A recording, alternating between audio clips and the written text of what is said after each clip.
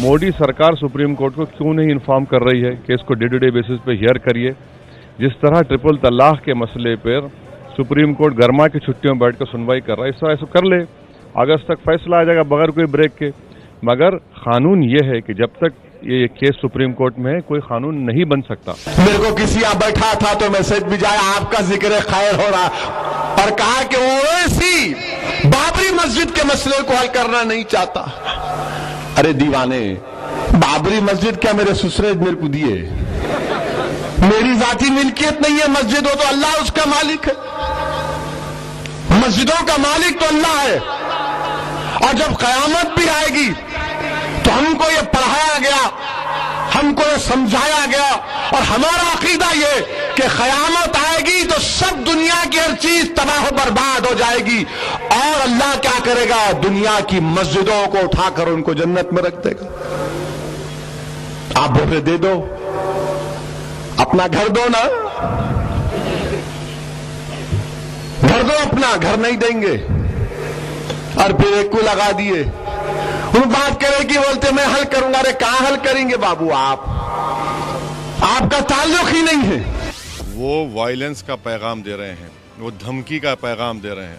इसीलिए हम शुरू दिन से मैं कह रहा था कि इस शख्स को कोई मौका नहीं मिलना चाहिए। वो गलत झूठ कह रहे हैं, और हमारा मानना ये है कि जो शख्स को संविधान पे एतमाद नहीं है, सुप्रीम कोर्ट पे भरोसा नहीं है, और जो शख्स हिंदुस्तान के रूल ऑफ लॉ पे नहीं चलाना चाहता, तो ऐसे लोगों के ऊपर तो केस बुक होना चाहिए, प्रोवोकेशन का, इंसाइटमेंट का।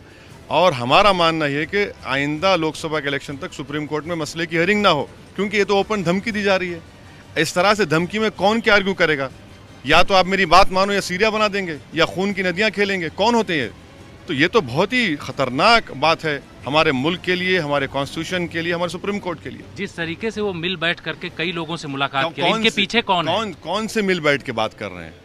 अयोध्या में कई आप तो मुझे खत्म करने की धमकी दे रहे हैं, मेरा खून बहाने की बात कर रहे हैं कि तुम मेरी बात नहीं मानोगे तो सीरिया बन जाएगा। तो ये बातचीत कर रहे हैं, ये तरीका है इनका। होते कौन है इस तरह धमकी देने? अगर सही देखा जाए तो इनके खिलाफ केस बुक होना चाहिए, इंसाइटमेंट और प्रोवोकेशन का। इनको जेल में डालना चाहिए। मेरा सवाल आपसे ये है कि देश जिद से भी तो नहीं चलता है। हर धर्म के अपने सबसे बड़े भगवान की जन्मस्थली पर बहुत भव्य इमारतें हैं, लोग विश्व भर से जाते हैं।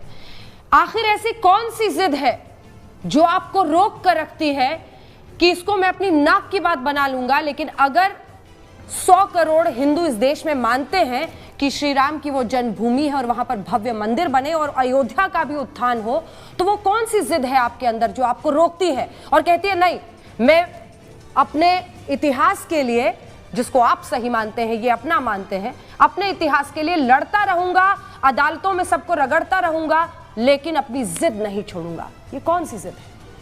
मैडम, मेरी जिद इसलिए है क्योंकि मैं हिंदुस्तान के संविधान की मौत नहीं देख सकता। मेरी जिद इसलिए है कि मैं हिंदुस्तान के रूल ऑफ लॉ की मौत नहीं देख सकता। मेरी जिद इसलिए है कि मैं हिंदुस्तान की जो सोच और फिक्र है, उसकी खूबसूरती, उसकी प्लुरलिज्म को बर्बाद होते नहीं देख सकता। अगर पूरा हिंदुस्तान भी मेरे खिलाफ हो जाएगा तो एक आदमी खड़ा रहेगा संविधान के लिए, रूल ऑफ लॉ के लिए, इक्वालिटी के लिए, जस्टिस के लिए, लिबर्टी के लिए। पूरा हिंदुस्तान मेरा खिलाफ भी हो जाए तो मैं कहूंगा कि याद रखो, ये मुल्क मेजॉरिटेरियन फॉर्म ऑफ डेमोक्रेसी पर नहीं चलेगा।